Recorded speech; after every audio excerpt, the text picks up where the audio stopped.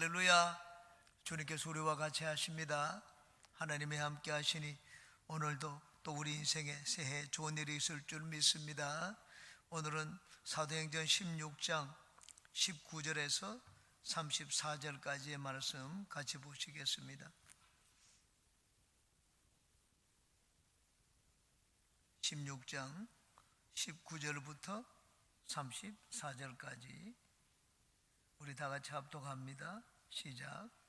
여종의 주인들은 자기 수익의 소망이 끊어진 것을 보고 바울과 실라를 붙잡아 장터로 관리들에게 끌어갔다가 상관들 앞에 데리고 가서 말하되, 이 사람들이 유대인인데 우리 성을 심히 요란하게 하여 로마 사람인 우리가 받지도 못하고 행하지도 못할 풍속을 전한다 하거늘 무리가 일제히 일어나 고발하니 상관들이 옷을 찢어 벗기고 매로 치라 하여 많이 친 후에 옥에 가두고 간사에게 명하여 든든히 지키라 하니 그가 이러한 명령을 받아 그들을 깊은 옥에 가두고 그 발을 착고에 든든히 채웠더니 한밤중에 바울과 실라가 기도하고 하나님을 찬송하며 죄수들이 듣더라. 이에 갑자기 큰 지진이 나서 옥터가 움직이고 문이 곧다 열리며 모든 사람의 매인 것이 다 벗어진지라. 간수가 자다가 깨어 옥문들이 열린 것을 보고 죄수들이 도망한 줄 생각하고 칼을 빼어 자결하려 하거늘 바울이 크게 소리질러 이르되, 내 몸을 상하지 말라, 우리가 다 여기 있노라 하니 간수가 등불을 달라고 하며 뛰어들어가 무서워 떨며 바울과 실라 앞에 엎드리고 그들을 데리고 나가 이르되, 선생들이여, 내가 어떻게 하여야 구원을 받으리까 하거늘 이르되, 주 예수를 믿어라. 그리하면 너와 내 집이 구원을 받으리라 하고 주의 말씀을 그 사람과 그 집에 있는 모든 사람에게 전하더라. 그 밤 그 시각에 간수가 그들을 데려다가 그 맞은 자리를 씻어주고 자기와 그 온 가족이 다 침례를 받은 후 그들을 데리고 자기 집에 올라가서 음식을 차려주고 그와 온 집이 하나님을 믿음으로 크게 기뻐하니라. 아멘. 주 예수를 믿어라, 그리하면 이라는 제목으로 말씀의 은혜를 나누겠습니다. 오늘 기도를 받는 분들의 기도 제목을 제가 일일이 다 읽어보았습니다. 그런데 아주 일반적인 원론적인 이 기도 제목들을 적어낸 것을 보았습니다. 거의 모든 분들이 다 가정과 가족들에 관한 내용이었습니다. 가족들이 다 평안하기를 바라고 행복하기를 바라고 건강하기를 바란다. 자녀들이 하는 모든 일이 다 잘 되기를 바란다. 가족들에 관한 내용이 거의 대부분이었습니다. 이 문제에 대한 해답 또한 원론적인 말씀입니다. 여기 마지막 절에 있는 것처럼 우리가 예수님을 믿으면 다 잘 된다는 말입니다. 예수님을 믿으면 너와 내 모든 집안이 구원을 받을 것이라고 말씀을 했습니다. 오늘은 이 말씀을 가지고 우리가 다 예수님을 믿고 모든 가족들이 잘 되기 위해서는 어떻게 해야 되는지 세 가지를 같이 살펴보고 은혜를 나누겠습니다. 첫 번째, 예수님을 잘 믿어야 됩니다. 한번 따라해 주시기 바랍니다. 예수님을 잘 믿자. 바울 사도는 예수님을 믿으면 너와 너의 온 집이 구원을 받을 것이라고 말씀을 했습니다. 예수님을 믿으면 가족이 다 잘 될 것이라는 말입니다. 우리 모든 가족들이 잘 되기를 위하면 예수님을 믿되 예수님을 잘 믿어야 됩니다. 예수님을 믿는 것과 예수님을 잘 믿는 것은 같지 않습니다. 이 간수는 바울 사도의 이 말을 듣고 예수님을 믿되 아주 잘 믿었습니다. 바울 사도를 자기 집으로 모시고 왔습니다. 그리고는 아픈 데를 닦아주었습니다. 아픈 데를 씻어주고 난 다음에 어떻게 하면 좋겠느냐, 예수 이름으로 침례를 받으라고 하니까 모든 가족들 다 깨웠습니다. 당장 깨워가지고 그 자리에서 다 침례를 받았습니다. 그리고는 음식을 준비를 했습니다. 음식을 준비해서 그들을 아주 극진하게 대접을 했습니다. 오늘날처럼 예수님을 믿고 침례를 받으러 가니까 나는 이번에 못 받겠다. 뭐 몇 개월 뒤에 우리 1년에 한 차례 받기 때문에 예수님을 믿고 몇 개월 뒤에 몇 년 뒤에 그렇게 침례를 받은 것이 아니었습니다. 바울 사도를 죄수처럼 대하지 않았습니다. 간수들은 옥에 이 위에 상관들은 옥에 가두라고 했지만 이 간수는 그렇게 하지 않았습니다. 하나님의 사람처럼 바울을 대우를 했습니다. 이 간수는 예수님을 믿으라고 하니까는 참으로 예수님을 잘 믿었습니다. 오늘날 다른 종교에 가는 이 믿는 사람들도 자기들의 종교를 믿습니다. 왜 불교를 믿고 부처를 믿느냐? 부처를 믿으면 마음이 평안하다. 다른 종교를 믿는 것도 마음이 평안하고 내가 잘 되기 위해서 그 종교를 믿습니다. 그런데 우리가 예수님을 믿는 것도 그렇게 믿는 사람이 있습니다. 예수님을 믿으면 마음이 평안하다. 우리 가정이 행복하다. 그건 잘 믿는 것이 아닙니다. 예수님을 잘 믿는 것은 나를 위해서 믿는 것이 아닙니다. 내가 잘 되기 위해서 믿는 것, 예수님을 믿는 것입니다. 예수님을 잘 믿는 것은 예수님을 위해서 믿는 것입니다. 바울 사도와 같이 믿는 것입니다. 바울 사도는 예수님을 잘 믿었습니다. 자기 유익을 위해 가지고 내가 무엇을 얻기 위해서 예수님을 믿지 않았습니다. 예수님을 믿으면 내 목숨 내어놓는 것도 좋다. 예수님의 이름이 영광을 얻고 예수님 하늘나라에 득이 되면은 나는 죽는 것도 유익하다고 말을 했습니다. 바울 사도는 그냥 예수님을 믿은 것이 아니라 예수님을 참으로 잘 믿었습니다. 예수님을 위해서라면 내 모든 것을 바칠 수가 있었습니다. 예수님을 사랑하는 믿음이었습니다. 우리가 예수님을 믿더라도 나를 위해서 믿는 믿음이 있고 예수님을 사랑해서 믿는 믿음이 있습니다. 누구를 사랑한다는 것은 그 사람을 위해서 내 것을 내놓는다는 말입니다. 희생입니다.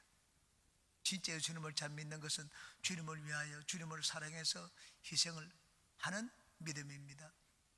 6.25 사민에 일어났을 때 평양 장대현 교회를 지킨 유계준 장로님이 있습니다. 그 장로님은 6남 2녀 8남매를 낳았습니다. 예수님을 잘 믿고 장로가 되었습니다. 그리고 나중에 다 피난을 가는데 가족들은 다 내려보내어도 자기는 그 교회를 떠나지를 않았습니다. 나는 이 장대현 교회를 지키겠다. 공산 정권이 들어와 가지고는 교회를 내어놓으라고 했습니다. 우리가 이것을 이 가마니 공장으로 쓰겠다. 산정령 교회를 내놓으라고 했습니다. 성도들 헌금으로 세워진 교회를 공장으로 만들 수는 없다. 내놓을 수 없다고 했습니다. 그러다가 나중에 공산주의자들에게 맞서다가 순교를 당했습니다. 이 8남매가 남쪽으로 내려왔습니다. 8남매 중에 6명이 의사가 되었습니다. 그 중에 한 사람은 국립의료원장을 지냈습니다. 서울대 총장까지 지낸 아들이 있습니다. 6명이 또 다 의사가 되고 대학 교수가 되었습니다. 원래 유계준 장로는 대동강변에서 무역을 했던 상인이었습니다. 마포 3열 상인 선교사가 복음을 전하자 이 인간의 기본적인 예의도 모르고 풍습도 모르는 양치라고 하면서 반대를 했습니다. 거역을 하고 욕을 했습니다. 그러다가 나중에는 그 복음을 받아들였습니다. 복음을 받아들이고 난 다음에 그냥 예수님을 믿지 않았습니다. 토요일에 되면 항상 목욕을 했습니다. 항상 목욕을 하고 그 다음 주일날 아주 깨끗한 몸으로 주님 앞에 나가서 예배를 드렸습니다. 돈도 많이 벌었지만은 더 이상 주일에는 장사를 하지를 않았습니다. 가족 모두를 믿음으로 이끌었습니다. 그리고 아이들에게 8남매 중에 한 명도 아버지에게 회초리를 맞은 자가 없습니다. 신앙으로 잘 길렀습니다. 나중에 이들이 신앙으로 잘 자랐습니다. 서울대 총장이 되었던 아들은 자기 재산 30억을 서울대에 기부를 했습니다. 모두가 다 믿음의 사람들이 되었습니다. 우리가 자녀들이 잘 되기를 바라고 가정이 행복하기를 바라면 예수님을 믿되 잘 믿어야 됩니다. 나를 위해서 예수님을 믿는 것이 아니라 주님을 사랑해서 예수님을 믿어야 됩니다. 주님을 사랑하는 자는 주님의 사랑을 입을 것이라고 말씀을 했습니다. 새해에는 우리가 예수님을 믿되 이제는 잘 믿는, 더 잘 믿는 우리 모든 분들이 되시기를 주님의 이름으로 축원합니다. 두 번째, 예수님을 잘 믿기 위해서는 하나님을 체험해야 됩니다. 한번 따라 하시기 바랍니다. 하나님을 체험하자. 특히 우리 믿지 않는 가족들이 예수님께 나오기 위해서는 하나님을 만나도록 해야 됩니다. 믿지 않는 자들에게 믿음을 심어주는 것은 설득력 있는 말이 아닙니다. 내가 아무리 말을 잘해도 예수님께로 나오지 않습니다. 바울 사도가 복음을 전할 때 고린도 교인들은 아주 거칠었습니다. 그리고 고린도 하면은 이 타락하고 방탕한 도시의 대명사였습니다. 그런 사람들이 바울 사도의 말을 듣고 예수님을 믿었습니다. 어떻게 그렇게 막 거칠고 타락한 방탕한 사람들이 예수님을 믿었습니까? 바울 사도가 고린도에서 복음을 전할 때 사람의 말과 지혜의 아름다운 곳으로 전하지 않았다고 했습니다. 능력으로, 내가 성령의 능력과 나타남으로 너희들 가운데 복음을 전하여 너희들의 믿음이 사람의 말에 아름다운 말에 지혜에 있지 않고 성령의 능력에 있게 하려 하였다. 그렇게 말을 했습니다. 사람들은 내가 지금까지 살아오던 그 방식을 쉽게 바꾸려고 하지를 않습니다. 쉽게 말해서 변화되려고 하지 않습니다. 여러분 생각이 하루아침에 길러졌습니까? 내가 생각하고 말하고 행동하고 하는 이 습관들 지금까지 수십 년에 걸려서 내 몸에 배었습니다. 그 수십 년에 걸려서 배운 것이 하루아침에 바뀌어지지를 않습니다. 그런데 하나님을 만나면 그렇지 않습니다. 하나님을 만나면 진짜 놀라울 정도로 변화가 됩니다. 순식간에 변화가 됩니다. 예수님을 잡는 데 앞장섰던 바울 사도는 변화가 되었습니다. 주위 사람들이 다 깜짝 놀랐습니다. 지금 예수 믿는 자들을 잡아 가두던 자, 그 사울이 아니냐? 그렇게 얘기를 했습니다. 하루아침에 사울의 이 태도가 바뀌고 말하는 것이 달라지고 행동이 달라졌습니다. 어떻게 그런 변화가 일어났습니까? 예수님을 만났기 때문입니다. 다메섹 도상에서 부활하신 예수님을 만나고 난 다음에 완전히 달라졌습니다. 여기 빌립보 감옥에 있던 죄수들이 자기들의 묶었던 착고가 다 풀렸습니다. 옥문도 열렸습니다. 얼마든지 도망갈 수가 있었습니다. 간수는 옥문이 열린 것을 보고 이제는 자기는 책임을 잘 못했기 때문에 죽었다고 생각을 했습니다. 자결하려고 했습니다. 바울 사도가 얘기했습니다. 여기 있는 사람 아무도 도망가지 않았다고 했습니다. 착고가 풀리고 옥문이 열리고 도망갈 수 있었는데 어떻게 도망가지 않았습니까? 하나님이 그들을 발을 붙잡았기 때문입니다. 눈으로 보기엔 다 풀렸지만 그들의 마음은 이미 하나님께 붙잡혔습니다. 하나님을 아는 자들이 되었습니다. 소름이 끼쳤습니다. 자기 인간의 하고 싶은 대로 행동을 하지를 않았습니다. 우리가 믿지 않는 자들에게 복음을 전할 때 그러므로 말을 많이 하려고 해서는 안 됩니다. 말 많이 하는 것보다 하나님을 만나도록 기도하는 것이 더 낫습니다. 제가 예수님을 믿은 것, 말을 많이 하는 저희 누나에게 설득을 당해서 예수님을 믿은 것이 아닙니다. 밤새도록 저희 누나는 저에게 얘기를 했습니다. 설득을 시키기 위해서. 저는 거기 설득당하지 않았습니다. 근데 보석관에서 성령의 방문을 받았습니다. 예수님과 대화를 했습니다. 예수님이 저에게 말씀하신 것을 느꼈습니다. 주님이 말씀하시니까 온몸에 소름이 끼쳤습니다. 야, 너 마귀지? 하니까 아무 반응이 없었습니다. 예수님입니까? 하니까 온몸에 소름이 끼치고 그걸 10분 넘게 그런 대화를 반복했습니다. 그리고 예수님이 살아계시고 지금 나에게 말씀하신 것이 확실하다는 것을 느끼자 버스 안에서 저는 예수님을 믿기로 제 마음에 결정하라고 저희 구주로 받아들었습니다. 여러분, 하나님이 살아계신 것을 확실히 내가 알게 되면 누가 교회 가자 손을 잡고 이끌어줄 필요가 없습니다.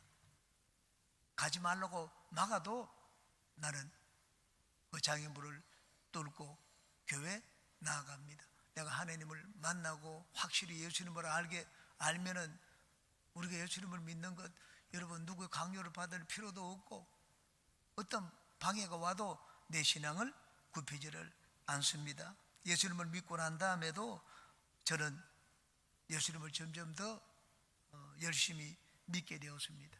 저를 아주 열심히 믿도록 만든 것은 다른 것이 아니었습니다. 체험이었습니다.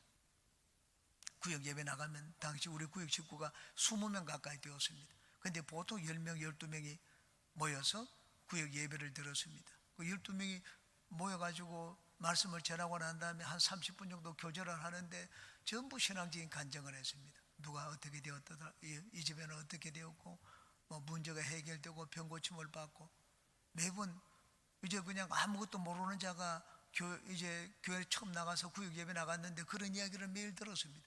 저는 제일 기다려지는 게 구역 예배였습니다. 주일 예배보다도 구역 예배 들어가면 간증을 듣기 때문이었습니다. 한 사람의 간증이 아니라 여러 사람의 간증을 들었습니다. 그 간증을 듣고 난 다음에 저는 치질이 낫기를 바랬습니다. 나도 왜 치질은 저는 못 고치는 질병인 줄 알았습니다. 해마다 수술을 3번이나 했기 때문에 어릴 때부터 치질 때문에 저는 고생을 했습니다. 그러다가 예배를 드릴 때마다 엉덩이에 손을 얹고 기도했습니다. 어느 수요일날 조영기 목사님이 신유의 기도를 들었는데 온몸에 뜨거운 기운이 들어오는 것을 느꼈습니다. 이게 낫는 것이 아닌가 그렇게 생각했는데 진짜 나중에 보니까는 이제는 항문에서 피가 더 이상 나오지를 않았습니다.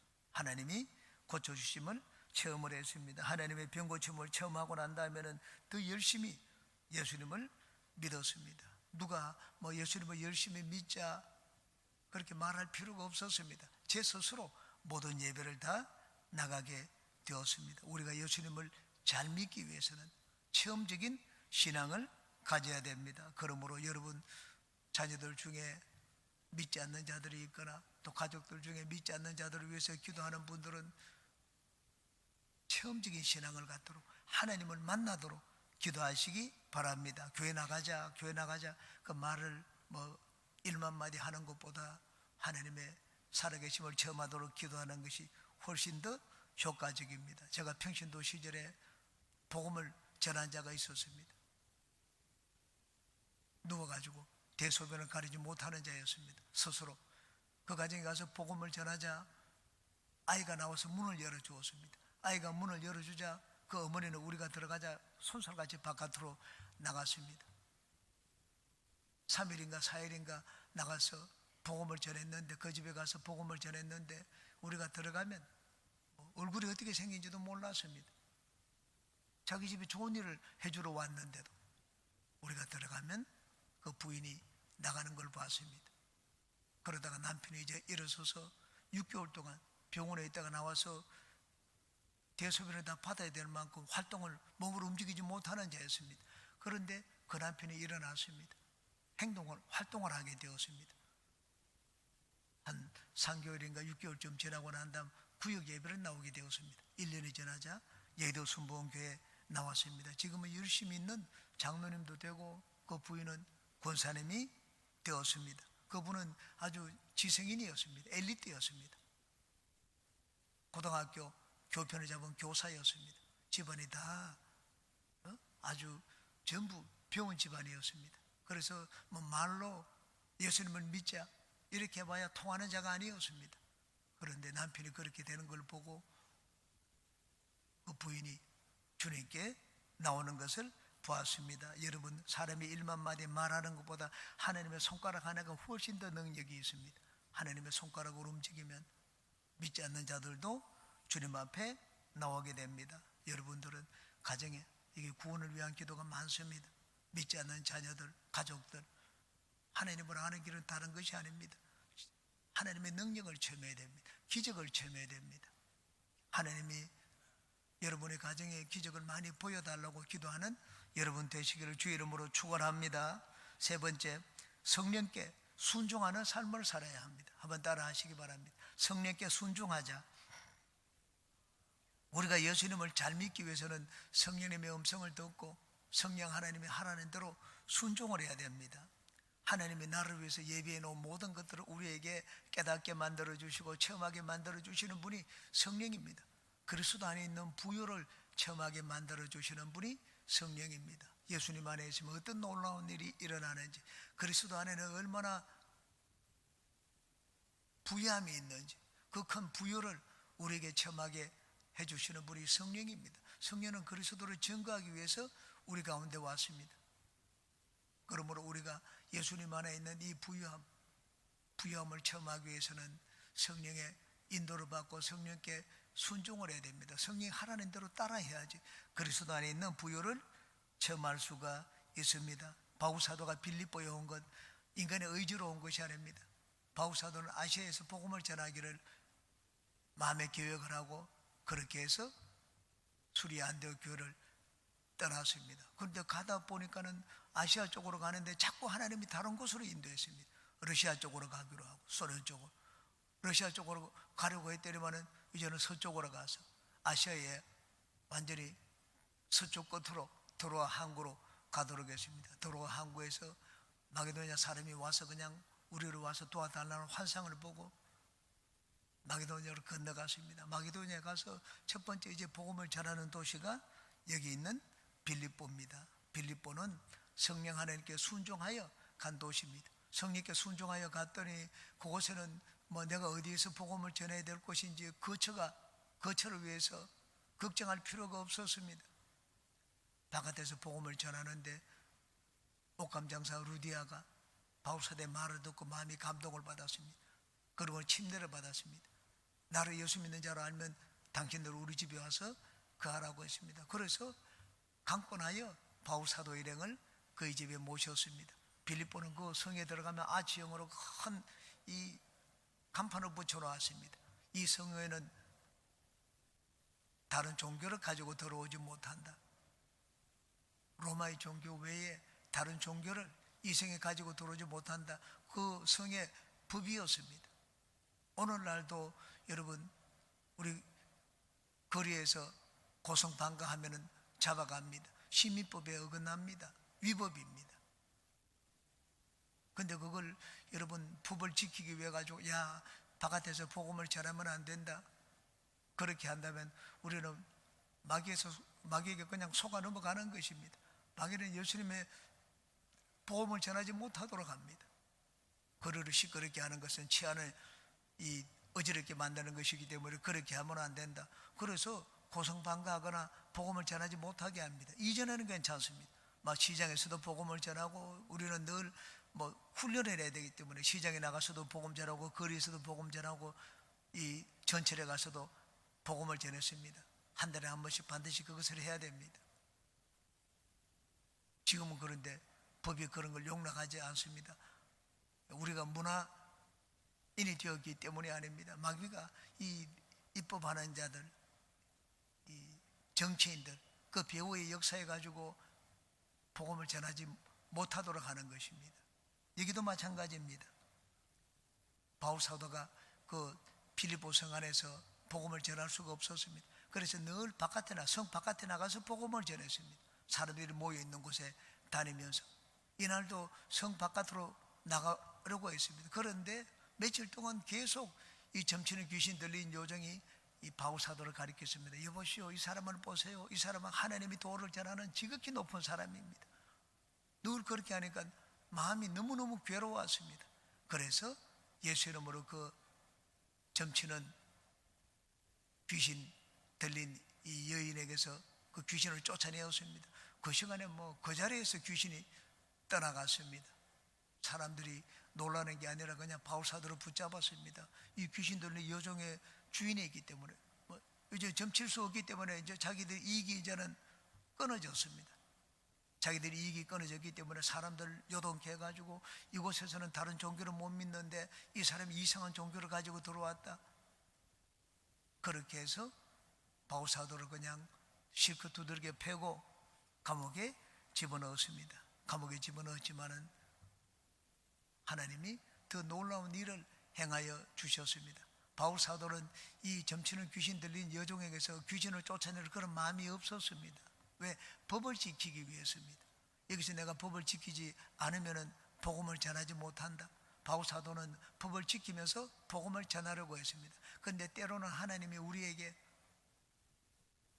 법을 지키면서 살라 그렇게 말하지 않고 때로는 법을 뛰어넘고, 왜냐하면 우리에는 세상의 법보다 더 큰 법이 있기 때문입니다.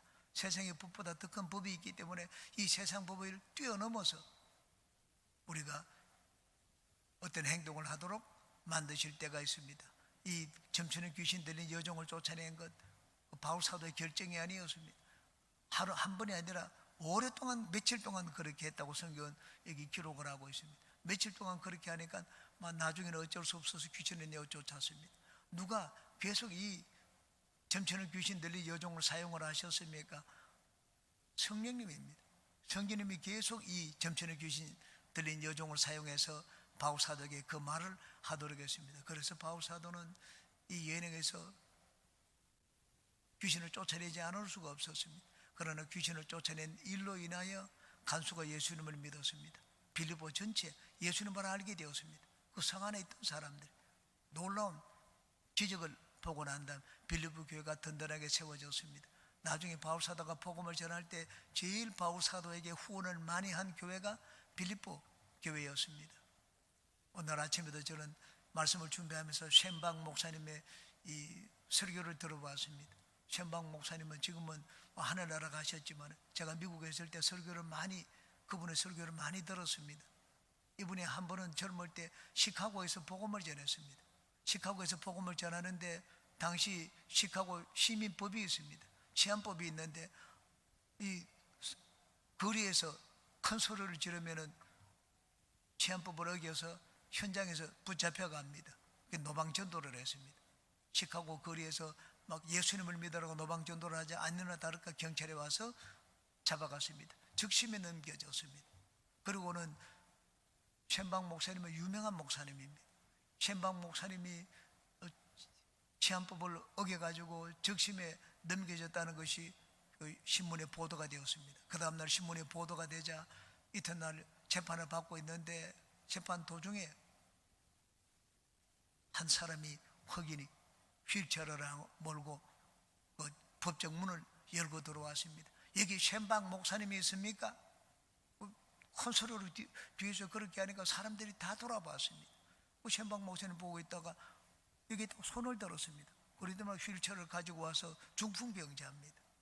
가지고 와서 이 사람이 중풍병에 들려서 일어나지를 못하니까 한번 기도해 달라고 했습니다. 법정에서 재판을 받고 있는데 셴방 목사님이 판사에게 물어봤습니다. 기도해도 좋겠습니까? 재판에 이 판사가 기도해 주라고 했습니다. 그런데 기도하는데 그 자리에서 중풍병자가 일어났습니다. 판사가 그것을 보더니만은 셴방 목사에게 무죄라고 재판을 하고 그 자리에서 나가라고 얘기를 했습니다. 셴방 목사님이 시카고에서 거리에서 복음을 전하는 것 치안법을 어기는 것이었습니다. 그런데 때로는 하나님이 우리가 세상의 법을 어기면서까지 복음을 전하도록 하게 하실 때가 있습니다. 성령께 순종하면 그 뒤에 일은 하나님이 다 이제는 알아서 해 주십니다. 그리스도 안에 있는 부유를 체험하기 위해서는 우리가 성령 하나님의 음성에 잘 듣고 순종을 해야 됩니다. 성령님은 그리스도를 증거하시는 분입니다. 성령님의 음성을 듣지 않고 성령님의 지시를 따르지 않는데 우리가 어떻게 그리스도 안에 있는 부유를 체험하겠습니까? 그러므로 우리는 우리 모든 가족들이 예수님을 알고 우리가 예수 안에 있는 그런 부유를 체험하기 위해서는 성령 하나님의 음성을 잘 듣고 성령께 순종하는 삶을 살아야 됩니다. 성령이 하라는 대로 우리가 따라해야 됩니다. 성령이 마음에 말씀을 하시는데 내 생각과 내 주장을 너무 강하게 내세우면 안 됩니다. 바울사도는 며칠 동안 마음이 괴로웠지만 복음을 전하지 않았습니다. 그런데 이 일을 모든 일을 주관하신 분이 성령 하나님이었습니다. 나중에는 도저히 참을 수 없어 그렇게 했더니만 놀라운 일이 감옥에서 일어나게 되었습니다. 우리는 성령님의 음성을 잘 분별해야 됩니다. 그리고 거기에 순종하여 살면 우리는 그리스도 안에 있는 구원과 부유를 체험할 수가 있습니다. 우리 여기 계신 모든 분들은 성령께 순종하는 삶을 살아서 그리스도 안에 있는 능력과 부유를 다 체험하시기를 주님의 이름으로 축원합니다.